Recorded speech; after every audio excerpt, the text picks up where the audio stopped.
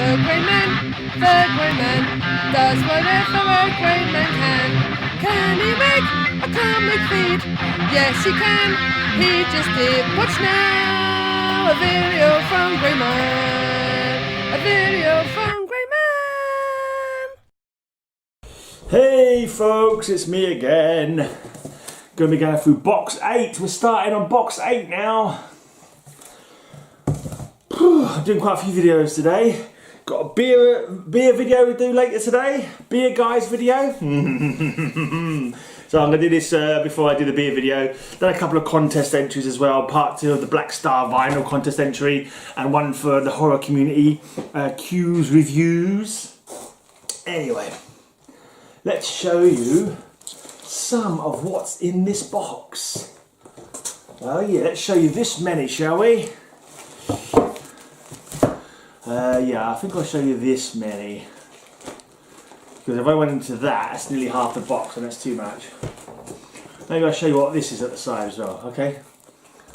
Start off with this, it's at the side, tucked in the side, it's Superman True Brit, 40 powers. It's got Kim Howard Johnson with some help from John Cleese, with art by John Byrne and Mark Farmer and Alex Blayard. It's an Elseworlds. Basically, Superman lands in Great Britain.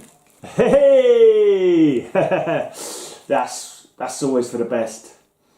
It says, True Brit is a new take on the classic Superman legend, courtesy of writer Kim Howard Johnson, who did Monty Python the first 280 years, with help from, in his comics debut, Monty Python's John Cleese. With, yeah, blah blah blah. In this very British tale, very British tale? What the hell does very mean? Does it mean very British tale? In this very British tale, the last son of Krypton's rocket ship crash lands in an English town even smaller than Smallville, where the infant Kal-El is taken in by adoptive parents, the Clarks, who raised their son Colin to hide his powers because the worst thing anyone can do is stand out from the crowd. But when Colin grows up to become a mild-mannered reporter working for the Daily Smear, a powerful tabloid newspaper dedicated to uncovering the biggest story of the century, he finds that the key to success may actually be to go public. What will the neighbours think? There you go. That's what it says about that. And got this, I think this is more John Byrne. Yeah, by John Byrne. It's a run called The Lab Rats. Lab Rats. Wonder if Roger's got this one. I know it's his favourite artist guy. Not overly memorable. In fact, I don't remember it. I think they were lab rats. I think they were given powers by some laboratory experiment and broke out or something. Either that or they had powers and they were being tested to see what their powers were. I don't remember. Been a long old while since I read it. The beginning of the end. Welcome to Metropolis, home of Superman.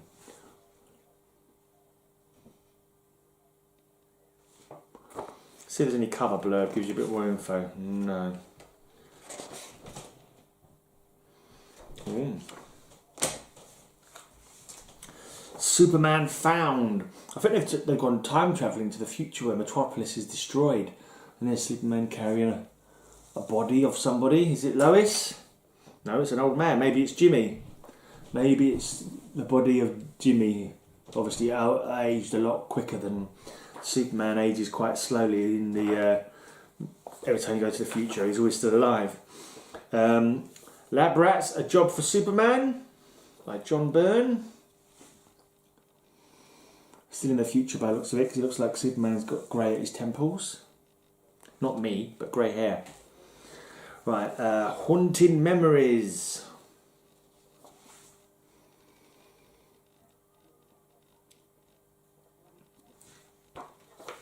That was number 7, and this is the last one, number 8. Finished on number 8. I'm not sure if it was meant to be 8 issues to start with, but it doesn't look like it ended well. The experiment is over, and there's one lone guy standing by the graves of 4 people. So it makes it sound like it did not end well. Ooh. I don't know if they faked their own deaths to get away from the laboratory, maybe. That's a possibility. Right, and then next thing we have in here, we have a full run of Orion, an epic for the new millennium. Orion by Walter Simonson. There we go. One of the greatest 4 persons, artists. Apparently, I was looking like he does story and art on this Orion book. Orion, of course, son of Darkseid, but adopted by Genesis, New Genesis, and the Highfather. They did like a trade where Scott Free, Highfather's son, went to Mr. Miracle went to Apocalypse to be raised on Apocalypse, and Orion went to New Genesis to be raised there. So yeah, interesting. It's kind of like a nature and nurture kind of thing. Obviously, Mr. Miracle was brought up on the harshness of Apocalypse, but he escapes, and he's a nice guy. He's a good bloke. So the nurture provided by the harsh land of Apocalypse didn't turn him into an evil person. He still grew up as a nice person. So maybe that was his nature to be a good person. Whereas Orion, who was born of Darkseid, the most evil man in the galaxy, although he was raised on New Genesis, his nurture kind of helped him, because he's not a bad guy, he's not a villain, but he's very much under the control sometimes of his temper. He definitely has an apocalyptian temper, So it's an interesting dynamic between the two. Here's Kalibak, the real son of Darkseid. So I'm assuming brother. I don't know if it's half brother, maybe. I'm not sure who his mother if he's ever explained who his mother was supposed to be. Right. No quarter, no mercy. If you ask me, I think Walter Simonson has brought in Loki on this one. He's like, I don't draw Loki. Look, I want to draw Loki. Okay, let me draw Loki. No, you can't draw Loki. Okay, this guy's called Pokey. Or something like that. Clokey. He might be a parademon, actually. He might be a parademon, but he's got some Lokiness going on about him. He's got a Loki colour scheme. And it looks like he's carried on embracing the Norse mythology.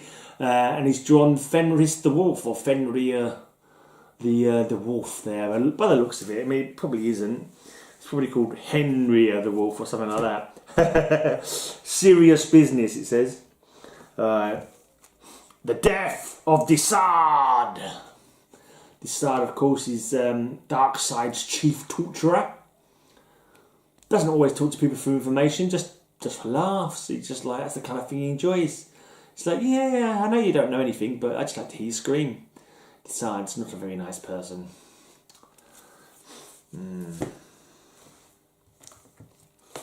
Earth is broke. Sorry, Earth is broken, not broke. They've got no money. Earth is broken. They're going to fix it. Simonson, Byrne, Austin, and Wyacek. That's what I'm going with. Wyacek. Could be Wyacek. But, whatever. Right, same team does number 14. There were giants in those days, is the blurb on that cover. And I would say that was definitely a giant. Oh yeah, he's definitely a giant. It looks like he has the earth in his hands. Run! Death is the Black Racer! And you can see reflected in his helmet the Black Racer. Of course, there's like, I think Kirby came to DC and did the Black Racer because he's like, well, I like, my surfer worked so well. My surfing dude was so good, I'm going to do a guy on skis. Who happens to be the embodiment of death. Quite possibly the silliest character in the whole of the DC universe. The Black Racer. He goes around on skis. But, you have to embrace these things. Don't let these things worry you. And this is what this one says, The Coming of Clockworks. Okay. Walter Simonson's back to sole control on this one. and on that last one. An interesting looking cover. Sacrifice. Orion appears to be bound to a rock. Is he about to be sacrificed to some dread god or something? Who knows? Right, and on this next one, number 18, from November 2001, the Green Lantern of Apocalypse meets Orion. Wow. You've really got to be able to overcome great fear if you're the Green Lantern of Apocalypse. Wow. He's got his work cut out for him. Somehow I don't think he's been able to be much help. Yeah, I can't imagine he's destroyed Darkseid and got the people from under the yoke of the evil tyrant. I don't think he would be able to, not even with the power of a Green Lantern ring. Right, Joker Last Life. Last Laugh. It sounded like I said Last Life, didn't it? Anyway, Bob Wiacek's back on this one. Walter Simonson and Bob Wiacek. Orion, Joker's Last Laugh. Looks like Orion's been... Is that Orion? Oh no, someone Orion is fighting has been Jokerized. There's Jokerfish. Matilda, look, there's Jokerfish. Not a Jokerfish gun, but just fish with Joker's face. Who could that be? Poseidon, maybe? I don't know. Maybe it's one of the new gods. Right, and this one just says Target Orion.